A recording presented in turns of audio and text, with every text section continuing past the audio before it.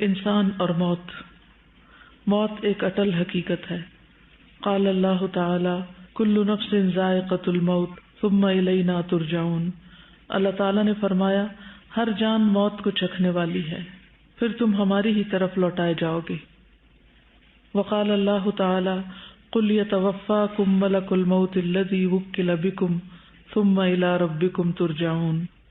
اور اللہ تعالی نے فرمایا کہہ دو کہ موت کا فرشتہ جو تم پر مقرر کیا گیا ہے وہ تمہاری جانیں قبض کر لیتا ہے، پھر تم اپنے رب کی طرف لوٹائے جاتے ہو. یعنی سب نے واپس اپنے رب ہی کے پاس جانا ہے. اسی لیے جب کوئی فوت ہو جاتا ہے تو ہم کیا پڑھتے ہیں؟ انا للہ و انا الیہ راجعون.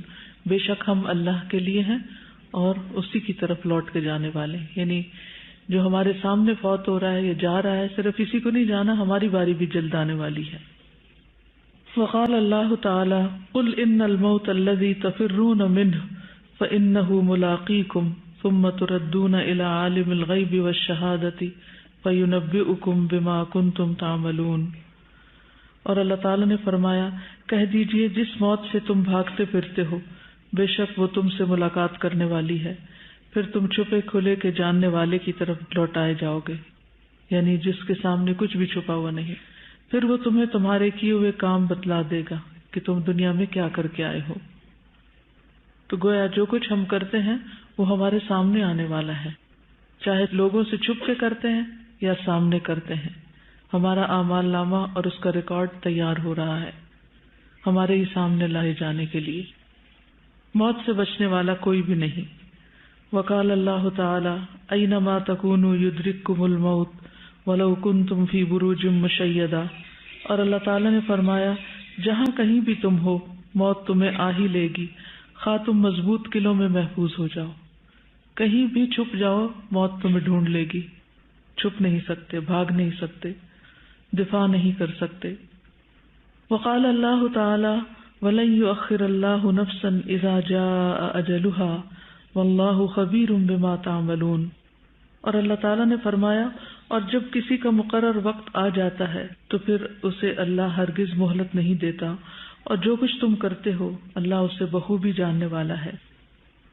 سیدنا انس سے روایت ہے، وہ کہتے ہیں کہ جب رسول اللہ صلی اللہ علیہ وسلم نے موت کی شدت محسوس کی، فاطمہ رضی اللہ تعالی عنہا کہنے لگی ہائے تکلیف. رسول اللہ صلی اللہ علیہ وسلم نے فرمایا اے میری بیٹی، بے شک تمہارے باپ پر وہ وقت آ گیا ہے جس سے اللہ تعالیٰ کسی کو بھی چھوڑنے والا نہیں، قیامت کے دن کی ملاقات کے لیے. یعنی کوئی بھی اس وقت سے بچ نہیں سکتا، موت سے فرار حاصل نہیں کر سکتا. موت انسان کو گھیرے ہوئے ہے. سیدنا عبداللہ سے روایت ہے، وہ کہتے ہیں کہ نبی صلی اللہ علیہ وسلم نے 4 کونوں والا خط کھینچا، یعنی اسکوئر بنایا، پھر اس کے درمیان ایک خط کھینچا جو چوکٹے سے باہر نکل رہا تھا. اس کے بعد درمیان والے خط کے اس حصے میں جو چوکٹے کے درمیان میں تھا چھوٹے چھوٹے بہت سے خطوط کھینچے، پھر فرمایا یہ انسان ہے اور یہ اس کی موت ہے جو اسے گھیرے ہوئے ہے، اور یہ جو بیچ کا خط باہر نکلا ہوا ہے وہ اس کی امید ہے، اور یہ جو چھوٹے چھوٹے خطوط ہیں یہ اس کی دنیاوی مشکلات ہیں. پس اگر انسان ایک مشکل سے بچ کر نکلتا ہے تو دوسری میں پھنس جاتا ہے، دوسری سے نکلتا ہے تو تیسری میں پھنس جاتا ہے. یعنی ساری زندگی اسی چیز کا نام ہے کہ ایک مشکل سے نکل کے دوسری میں جا اٹکنا. ڈبے کی سمجھ آ گئی؟ یہ انسان ہے، ایک کے بعد ایک مشکل، یہ اس کی امید ہے. سیدنا مطرف بن عبداللہ بن شخیر اپنے والد سے اور وہ نبی صلی اللہ علیہ وسلم سے روایت کرتے ہیں کہ آپ صلی اللہ علیہ وسلم نے فرمایا ابن آدم کی شکل و صورت یوں دکھائی گئی ہے کہ اس کے آس پاس 99 موتیں ہیں، یعنی 99 حادثات اور مصیبتیں ہیں. اگر وہ موتیں اس سے خطا کر بھی جائیں تو وہ انتہائی درجے کے بڑھاپے کا شکار ہو جاتا ہے، یہاں تک کہ وہ مر جاتا ہے. یعنی ہر انسان ہر وقت مختلف طرح کے اندرونی اور بیرونی خطرات میں گھرا ہوا ہے. کوئی بھی چیز اس کی موت کا سبب بن سکتی ہے، لیکن اگر انسان ہر حادثے سے بچتا بھی چلا جائے تو بالآخر بوڑھا ہو جاتا ہے اور پھر موت کا شکار ہو جاتا ہے. یعنی موت کے حادثے سے بچ نہیں سکتا. موت کا وقت اور جگہ مقرر ہے. قال اللہ تعالی وما كان لنفس ان تموت الا باذن اللہ کتابا مؤجلا. اللہ تعالیٰ نے فرمایا اور کسی جان کے لیے ممکن نہیں کہ اللہ کے حکم کے بغیر مر جائے، لکھے ہوئے کے مطابق جس کا وقت مقرر ہے. یعنی ہم میں سے ہر ایک کی موت کا وقت لکھا ہوا ہے، جہاں جس جگہ آنی ہے وہاں پہنچ جائیں گے. وقال اللہ تعالی فَإِذَا جَاءَ أَجَلُهُمْ لَا يَسْتَأْخِرُونَ سَاعَةً وَلَا يَسْتَقْدِمُونَ.